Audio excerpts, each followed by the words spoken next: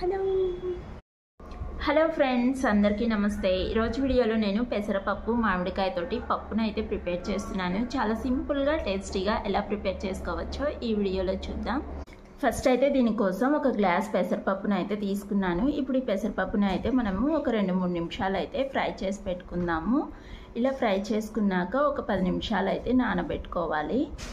ఇవి నానే లోపు అయితే మనము దీనికి కావాల్సినటువంటి ఉల్లిపాయని, పచ్చిమిర్చిని అన్నిటిని అయితే కట్ చేసి పెట్టుకుందాం. సో ఫస్ట్ అయితే ఈ పెసరపప్పును అయితే ఫ్రై చేస్తున్నాను.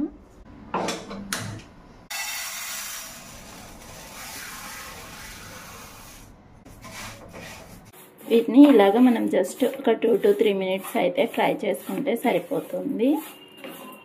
ఇలా ఫ్రై చేసుకున్న తర్వాత ఒక గిన్నె తీసుకొని గిన్నెలోకి అయితే వేసుకుందాము. ఇప్పుడు ఇవి జస్ట్ ఒక 2 మినిట్స్ చల్లారిన తర్వాత కొద్దిగా వాటర్ని అయితే వేసుకొని ఇవి మునిగేంత వరకు వేసుకొని ఒక 10 నిమిషాల సేపు అయితే నానబెట్టేద్దాం. ఇలాగ 10 నిమిషాల సేపు అయితే నానబెట్టుకున్న తర్వాత ఇప్పుడు ఈ వాటర్ని అయితే తీసేసి ఈ పెసరపప్పుని కుక్కర్లో అయితే వేసుకుందాము. ఇంకా అలాగే వాటర్ తోటి అయితే కొద్దిగా ఈ పెసరపప్పుని అయితే తొలిపేసుకొని ఈ వాటర్తో సహా కుక్కర్లో అయితే వేస్తున్నాను. ఇప్పుడు దీనిలోకి ఒక 8 పచ్చిమిర్చిని అయితే ఇలాగా ముక్కలుగా కట్ చేసుకొని యాడ్ చేస్తున్నా. అలాగే ఉల్లిపాయ ముక్కలు, ఇంకా టొమాటో ఒక 2 మీడియం సైజువి, మెయిన్ ఇంగ్రీడియంట్ మామిడికాయను కూడా పీసెస్గా కట్ చేసుకొని యాడ్ చేశాను. ఇంకా దీనిలోకి ఒక గ్లాస్ వాటర్, ఇంకో గ్లాస్ కూడా అయితే యాడ్ చేస్తున్నాను. ఇంకా రుచికి సరిపడా ఉప్పు, అలాగే పసుపు, ఇంకా కొద్దిగా ఆయిల్ని కూడా వేస్తున్నాను. ఇలా వేయడం వలన మనకి పొంగు అయితే పైకి అయితే రాకుండా ఉంటుంది కదా.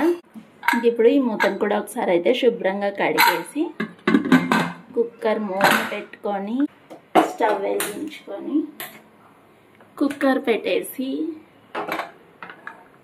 ఒక 3-4 విజిల్స్ వచ్చేంత వరకు ఉడికించేద్దాం.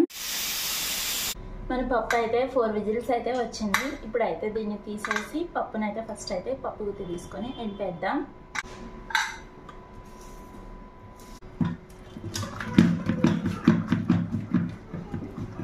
ఒకసారి టేస్ట్ చూసుకునేసి కారం సరిపోకపోతే కొద్దిగా కారంని కూడా యాడ్ చేస్తాను. నాకు కారం అయితే యాడ్ చేయలేదు కదా, ఓన్లీ పచ్చిమిర్చి వరకే యాడ్ చేశాను. కారం అయితే సరిపోలేదు, అందుకే ఒక స్పూన్ కారంని అయితే యాడ్ చేశాను. ఇప్పుడు మళ్ళీ ఒక 1 మినిట్ అయితే వేసుకునేసి ఈ పప్పుని బాగా తిరగమాతేసాను. ఇప్పుడైతే స్టవ్ వెలిగించుకొని ప్యాన్ అయితే పెట్టేశాను. ఇప్పుడు కొద్దిగా ఆయిల్ కూడా అయితే వేస్తున్నాను.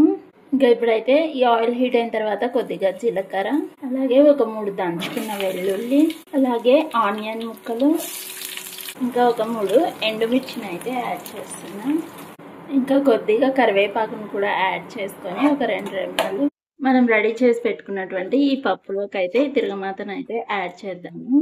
ఇప్పుడు దీని అంతటినీ ఒకసారి బాగా మిక్స్ చేసుకొని మరో 2 to 3 మినిట్స్ ఉడికించుకుంటే మన పెసరపప్పు మామిడికాయ పప్పు అయితే రెడీ అయిపోతుంది. చాలా టేస్టీగా ఉంటుంది.